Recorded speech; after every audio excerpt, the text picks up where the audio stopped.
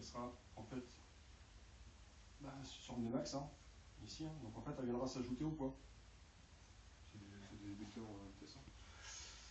Donc en fait, le poids apparent, en fait, ça sera effectivement la somme de ces deux vecteurs. Donc en fait, le poids qui sera ressenti, ça sera en fait ça et non plus cette petite partie ici. D'accord. Donc ces accélérations, elles sont effectivement en relation avec la vitesse de l'avion et le rayon en fait de la boucle.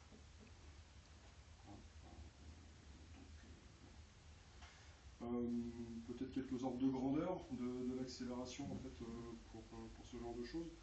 Donc sur les avions de voltige biplace, on va dire classique, en France il y a surtout le Cap 10 et le CR100. En général, pour une boucle classique, l'entrée dans la figure se fait à peu près à 250 km/h.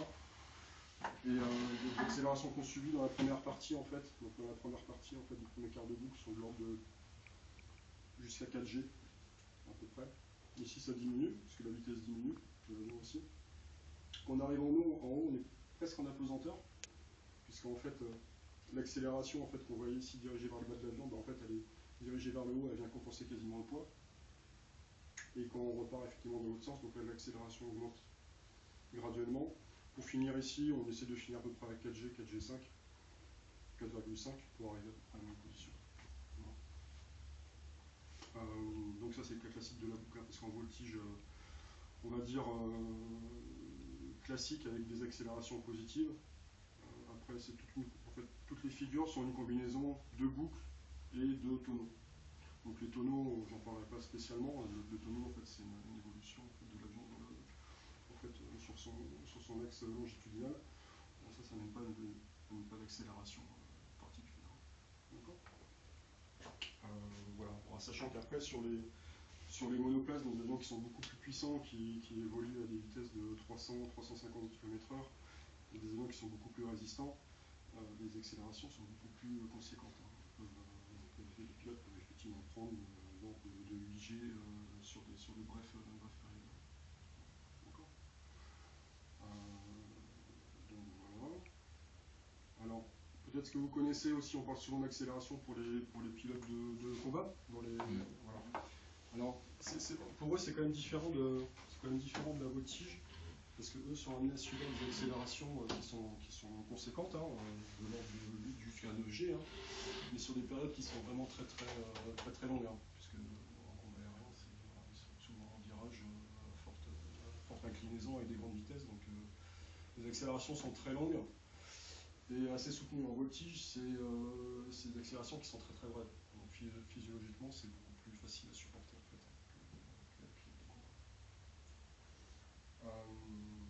Voilà, présentation de base. Après, je ne sais plus exactement les thèmes que vous vouliez aborder. Une question chacun. Ouais, par exemple. Dans quelle tranche d'altitude vous avez évolué actuellement? Alors en fait, la tranche d'altitude, c'est entre 1000 pieds et 3500 pieds. Voilà. Encore une fois, ça c'est pour le type de voltige que moi je pratiquais, donc c'est une marge de sécurité assez importante. C'est de la voltige en meeting, les pilotes vraiment chevronnés peuvent descendre beaucoup plus bas que 1000 pieds. Et voilà, c'est pour avoir des marges de sécurité on va dire relativement importantes, donc voilà, entre 300 mètres et 1200 mètres.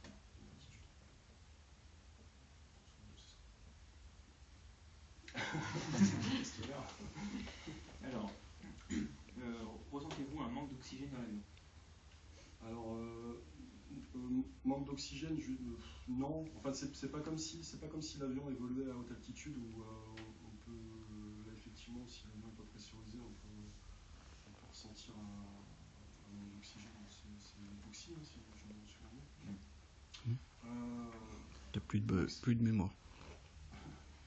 Donc c'est pas le même phénomène parce que voilà, on n'évolue pas très haut, on est qu'à 3500 pieds, donc c'est pas gênant. Par contre, le fait de suivre des accélérations positives, notamment, là forcément, comme le sang en fait a tendance à partir dans les pieds et à quitter le cerveau, on peut avoir effectivement physiologiquement le cerveau va manquer d'oxygène puisqu'il va manquer d'irrigation. Mais c'est pas la même chose que le vol à haute altitude sans pressurisation ou dans l'atmosphère il y a naturellement moins d'oxygène. C'est pas la même chose. Voilà. Alors, comment le cœur réagit-il aux évolutions en voltige? Bien. Vaut mieux pour lui. Il réagit plutôt bien. Alors après, il s'adapte. Hein. En fait, physique, non. Alors je croyais au début quand je commençais, je pensais que c'était très difficile. En fait, non, c'est vraiment abordable par n'importe qui. En fait, physiologiquement, il n'y a pas de, à moins que quelqu'un ait des soucis cardiaques. Voilà, c'est pas préconisé, mais je veux dire, une grosse majorité de la population peut pratiquer de la voltige de base sans avoir de soucis physiques. Hein. Bon, le cœur, il s'adapte. En fait, il a juste besoin. De plus pomper de sang qu'en accélération positive, parce qu'en accélération positive, le sang, il a tendance tous les organes internes, ils ont forcément tendance à partir vers le bas. Donc le sang quitte le cerveau, donc le cœur, lui, il réagit au maximum pour continuer à pomper au maximum pour pouvoir envoyer du sang frais dans le cerveau, quoi. Donc voilà, donc là, en général, effectivement, il a besoin de battre beaucoup plus rapidement. Et en accélération négative, c'est exactement le contraire en fait. Comme le sang en fait part dans le cerveau, il y a une surpression, donc il a tendance ça se réduit donc le cœur lui il bat plus lentement. C'est pas,